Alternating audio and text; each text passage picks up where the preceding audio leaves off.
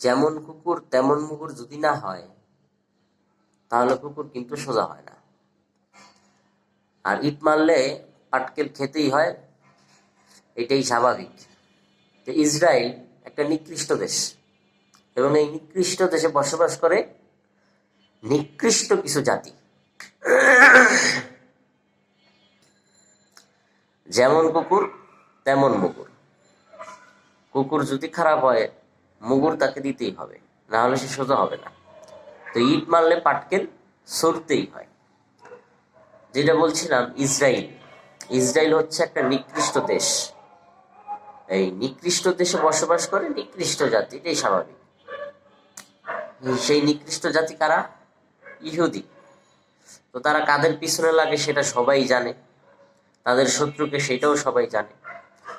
তারা এই যে প্যালেস্টাইনের যে গাজা, যে মুসলমান আছে, গাজায় বাসী যারা আছে, তাদের উপর অত্যন্ত নিখুঁতভাবে তারা অত্যাচারগুলো চালাইছে।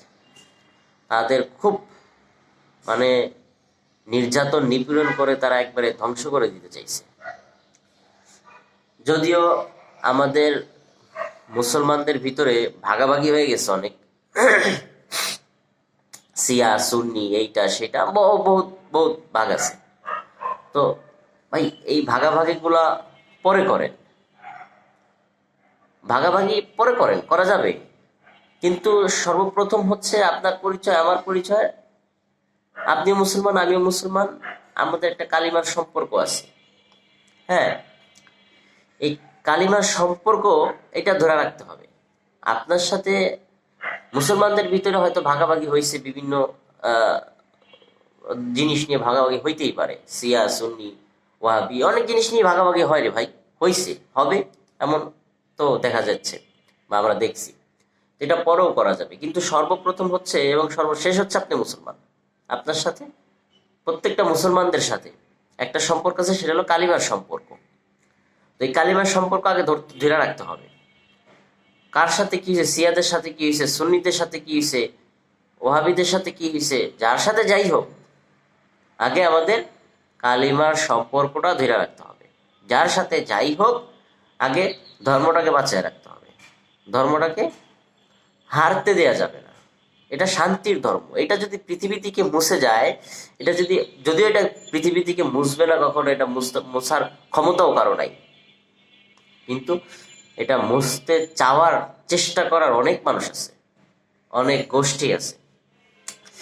যাই হোক, তো এখন ইসরায়েলের যেই পরিস্থিতি, হ্যাঁ, সকল মুসলমানদের উচিত, তাদের একটা উচিত শিক্ষা দেওয়া। সে হোক কোনো সুন্নি রাষ্ট্র, সে হোক কোনো শিয়া রাষ্ট্র, যাই হোক, মুসলমানদের কালিমার সম্পর্ক ধরে রাখতে হবে। তো এখন ইসরায়েলের যে পরিস্থিতি, তারা এতদিন টের পায় নাই, তারা শুধু অত্যাচার চালায় গেছে। অত্যাচার চালাইতে চালাইতে তাদের সাহস এবং দুঃসাহস এত পরিমাণে বাড়ছিল, তারা হয়তো মনে করছিল যে এরা আসলে কিছুই করতে পারবে না, আমাদের যা খুশি আমরা তাই করে যাব। কিন্তু এখন এরা যে ইট মারছিল, সেই পাটকেল যে তাদের ইটের পরিবর্তে যে পাটকেলও তাদের পিঠে যায় পড়তেছে, সেটা এখন সবাই দেখতেছে। আল্লাহর কাছে দোয়া করবো আমরা, যাতে আমাদের এই মুসলমান ভাই বোন আমরা যারা আছি, আমরা প্রত্যেকটা মুসলমান আমরা যারা আছি, যা আমরা আমাদের কালিমার সম্পর্কটা যাতে ক্ষুণ্ণ হইতে না দেই, আমরা যাতে ধরে রাখতে পারি, এবং এই ইসরায়েলকে উচিত একটা শিক্ষা দেয়া যায়। যদি আমরা অনেক নিউজে, সামাজিক যোগাযোগ মাধ্যমে আমরা দেখতে পাই যে আমাদের ভিতরেই কোনো মিল না। আমাদের অনেক মুসলিম রাষ্ট্রই আছে যারা প্যালেস্টাইনকে সাপোর্ট না কইরা আমরা সাপোর্ট করতেছে এই ইসরায়েলকে। অনেক মুসলিম রাষ্ট্র এমন আছে। হ্যাঁ, তো এটা কারণ তো আমরা আসলে ওই সঠিকভাবে আমরা জানি না যে এটার ভিতরে আসলে গোপন রহস্য বা গোপন তথ্যটা কি। যাই হোক, সবচেয়ে বড় কথা হচ্ছে মুসলমান এবং মুসলমানের ভিতরে যে কালিমার সম্পর্ক আছে, এটা ধরে রাখতে হবে, এটা নষ্ট করা যাবে না। ঠিক আছে ভাই, আপনি সিয়া হন সমস্যা নাই, সুন্নি হন সমস্যা নাই, ওয়াহাবি হন সমস্যা নাই, আপনি যেইটাই হন, আপনি তো মুসলমান, আপনি তো আল্লাহকে মানেন, আপনি তো নবীকে মানেন। আপনি হয়তো কোনো দলে বিভক্ত হয়ে গেছেন, সুন্নিতে বিভক্ত হয়েছেন, সিয়াতে বিভক্ত হয়েছেন, ওয়াহাবিতে বিভক্ত হয়েছেন, আরো যেসব দল আছে এইসব দলে বিভক্ত হয়েছেন। তবে কথা হচ্ছে যে আপনি মুসলমান, এই পরিচয় আপনাকে ধরে রাখতে হবে। আপনি আল্লাহকে মানেন, সিয়া আল্লাহকে মানে, সুন্নি আল্লাহকে মানে, নবীকে মানে, তারা আমরা তো সবাই আল্লাহ রসুল এবং আল্লাহ রসুলকে মানি। তো এইটাই যদি আমাদের মূল লক্ষ্য হয়, আমরা যদি তাদেরকে মানি, তাদেরকে বিশ্বাস করি, তাহলে তো আর আমাদের কোনো ঝামেলার জায়গা থাকে না। হ্যাঁ, ঝামেলার জায়গা যেহেতু থাকে না, আমাদের উচিত আগে আমরা আমাদের কালিমার যে সম্পর্ক আছে সেটা ঠিক রাখতে হবে, তারপর আমরা আমাদের ভিতরে যা করার করব। কিন্তু ভাই, যখন মুসলমান যাদের সাথে আমাদের আমাদের যা কালিমার সম্পর্ক যাদের সাথে আছে, তারা এক ভাই আরেক ভাইয়ের উপরে যখন অত্যাচার করতে দেখব, তখন আমাদের হুঙ্কার করতেই হবে এবং সাহস নিয়ে দাঁড়াতেই হবে।